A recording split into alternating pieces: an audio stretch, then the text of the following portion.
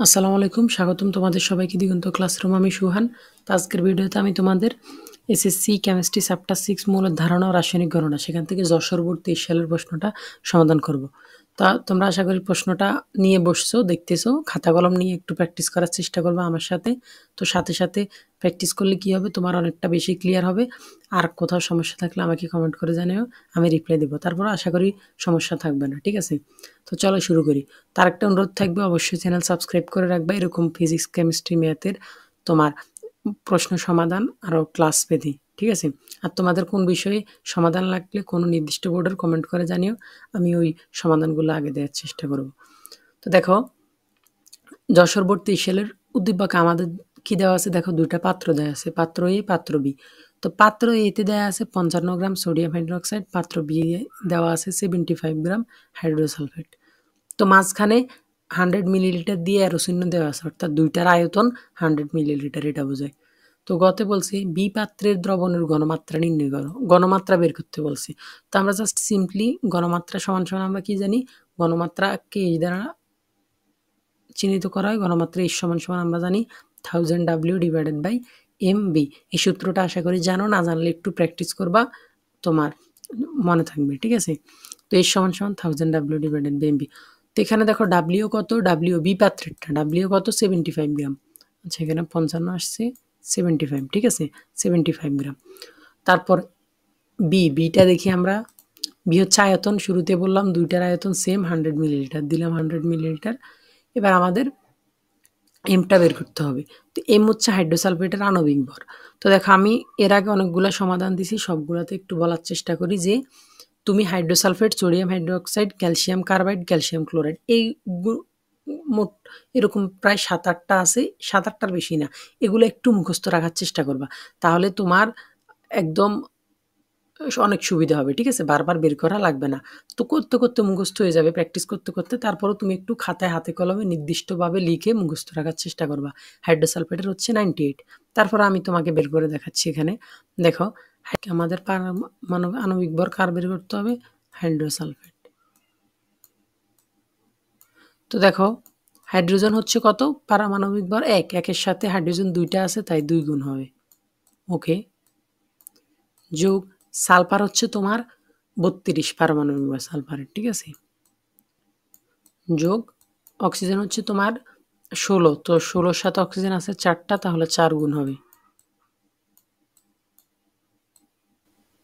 তো এবার আমরা যদি এটা হিসাব করি, 16-র সাথে 4 গুণ করলে 64 আর 32, তাহলে 90, 96, 96 আর 2 হবে তোমার 98।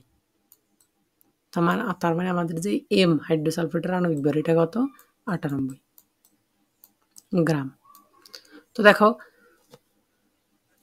আমরা এবার তোমার মানগুলো বসাই, এগুলো একটু হিসাব করার চেষ্টা করি। 1000, আর এটা ডাব্লিউ হচ্ছে ভর কত, 75, 75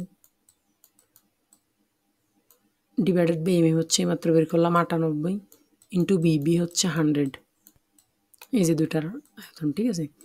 তো এখন যদি এটা আমরা হিসাব করি, 100 কাটা উপরে থাকে 750 ভাগ 98, তাহলে আমাদের হয় 7.65। তো 7.65ই নেওয়া যায়, 7.65। এরপরে 3 কিছু আসে, ওগুলো লাগবে না।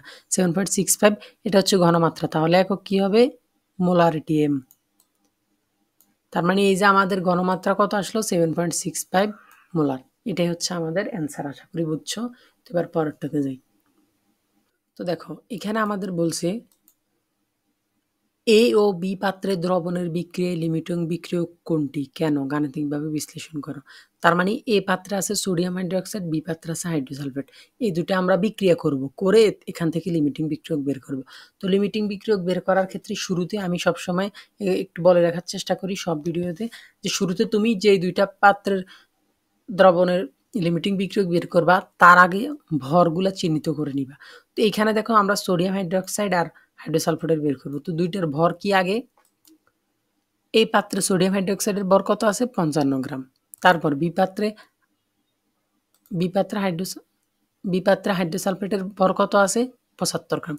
তো অনেক সময় ভরগুলা দেওয়া থাকে না। একটার দেওয়া থাকে, একটার দেওয়া থাকে না। তখন তোমাকে W = SMB/1000 ওই সূত্র দিয়ে ভরটা বের করে নিতে হবে। এরকম প্রশ্ন আছে 24 সালে অনেকগুলো আসছে। তোমার ভর দেওয়া থাকে না, তোমাকে ভরটা বের করে নিতে হবে। ঠিক আছে? তো এখানে দেওয়া আছে তাই এখানে আমাদের আর বের করা লাগলো না। তারপর আমাদের বলছে কি বিক্রিয়ায় এ ও বি পাত্রের দ্রবণের বিক্রিয়া মানে আমরা এইটা একসঙ্গে বিক্রিয়া করব।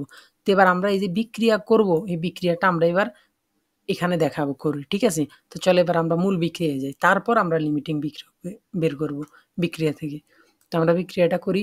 এখন এ ও বি পাত্রের দ্রবণ দিয়ে মিশ্রিত করলে নিচের বিক্রিয়াটি ঘটে। তো আমরা বিক্রিয়া করি সোডিয়াম হাইড্রোক্সাইড প্লাস হাইড্রোসালফেট। বিক্রিয়া করলে দেখো এখানে সোডিয়ামের সাথে এখানে যাবে সালফেট, তাহলে হবে আমাদের সোডিয়াম সালফাইড। ঠিক আছে? সালফাইড এখানে 2 সোডিয়ামের সাথে আসছে। আর এখানে থাকে OH, এখানে থাকে H, তাহলে হবে হাইড্রোক্সাইড।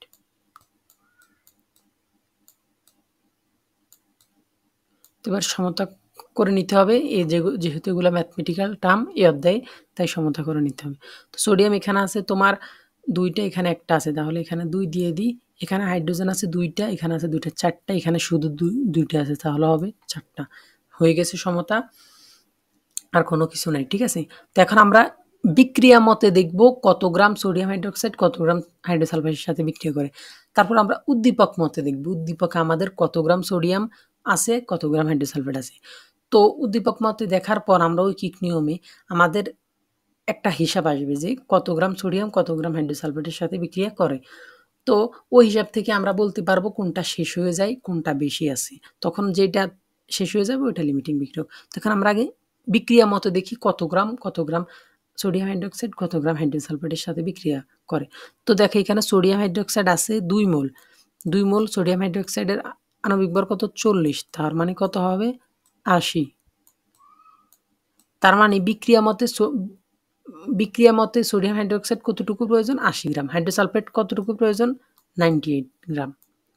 তার মানে বিক্রিয়া মতে সোডিয়াম হাইড্রোক্সাইড 80 গ্রাম বিক্রিয়া করে 98 গ্রাম হাইড্রোসালফেটের সাথে। তারপর আমরা উদ্দীপক মতে আসবো। তো আগে আমরা বিক্রিয়া মতেই লিখি যে বিক্রিয়া অনুসারে 80 গ্রাম সোডিয়াম হাইড্রোক্সাইড বিক্রিয়া করে 98 গ্রাম হাইড্রোসালফেটের সাথে। এবার আমরা 1 গ্রাম কত, তারপর উদ্দীপক মতে আসবো। তো 1 গ্রাম ঐকিক নিয়ম যেহেতু বের করা আমরা দেখতেছি। সুতরাং 1 গ্রাম সোডিয়াম হাইড্রোক্সাইড বিক্রিয়া করে 98/80 কম। যদি 80 গ্রাম 98 এর সাথে করে তো 1 গ্রাম আরও কমের সাথে করবে, তাই ভাগ 98 কে 80 দ্বারা ভাগ হাইড্রোসালফেটের সাথে। এবার আমরা আমাদের কাছে উদ্দীপক আছে কতটুকু, ওই পরিমাণ কতটুকু হাইড্রোসালফেটের সাথে বিক্রিয়া করে ওইটা দেখবো। তো আমাদের কাছে উদ্দীপকে সোডিয়াম হাইড্রোক্সাইড কতটুকু আছে? 55 গ্রাম। তো এখন আমরা দেখব 55 গ্রাম সোডিয়াম হাইড্রোক্সাইড কতটুকু হাইড্রোসালফেটের সাথে বিক্রিয়া করে।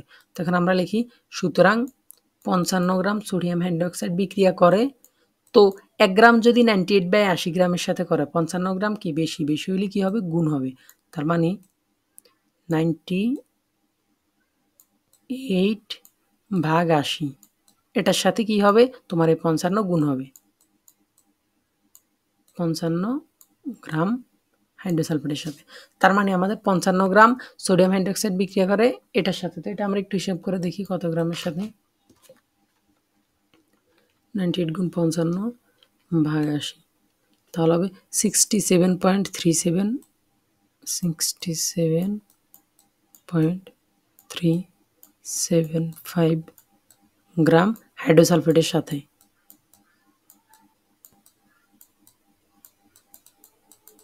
তার মানে আমাদের 55 গ্রাম এটা হচ্ছে তোমার উদ্দীপক মতে 55 গ্রাম সোডিয়াম হাইড্রোক্সাইড বিক্রিয়া করে 67 গ্রাম হাইড্রোসালফেটের সাথে। কিন্তু উদ্দীপকে হাইড্রোসালফেট আছে কতটুকু? 75 গ্রাম। তার মানে হাইড্রোসালফেট কি আছে? বেশি আছে। দেখো আমাদের 55 গ্রাম আছে উদ্দীপকে, ওই 55 গ্রাম বিক্রিয়া করো কতটুকুর সাথে? 67 গ্রামের সাথে, 67 গ্রাম হাইড্রোসালফেটের সাথে। তার মানে কি এই উদ্দীপকের 55 গ্রাম 67 গ্রামের সাথে বিক্রিয়া করে শেষ হয়ে যায়, কিন্তু হাইড্রোসালফেট কি শেষ হয় না? হাইড্রোসালফেট এখনো কিছুটা রয়ে যায়। তো কতটুকু রয়ে যায় ওইটা আমরা দেখতে হবে। তো এখন আমরা বলবো কিন্তু উদ্দীপকে হাইড্রোসালফেট আছে 75 গ্রাম, যা বেশি। তো কতটুকু বেশি এটা আমরা কিভাবে দেখবো? 75 থেকে 67 বাদ। সুতরাং প্রশমনের পর বা বিক্রিয়ার পর অতিরিক্ত হাইড্রোসালফেট আছে তোমার এই 75 থেকে আমাদের যেতটুকু বিক্রিয়া করো ওইটা বাদ দিয়ে দিব। বাদ দিলে যতটুকু থাকে ওইটাই অতিরিক্ত। তো 75 দেখে থেকে ৬৭ দশমিক কত ৩৭৫। তো ৭৫ থেকে ৬৭.৩৭৫ বাদ দিলে আমাদের হবে 7.625 গ্রাম।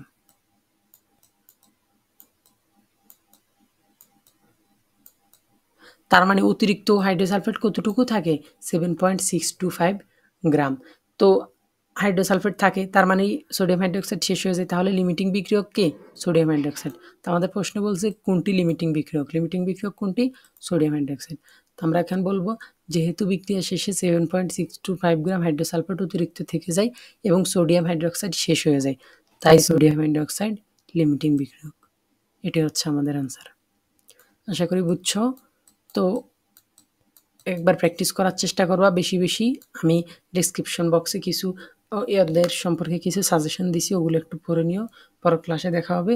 আর অবশ্যই সাবস্ক্রাইব করে রাখবে এরকম আরও সৃজনশীল সমাধানের ভিডিও পেতে। আর এই লিঙ্কটা, এই পিডিএফটা রাখলে ডিসক্রিপশন বক্সে আমি দিয়ে রাখবো, ওইখান থেকে নিয়ে নিও।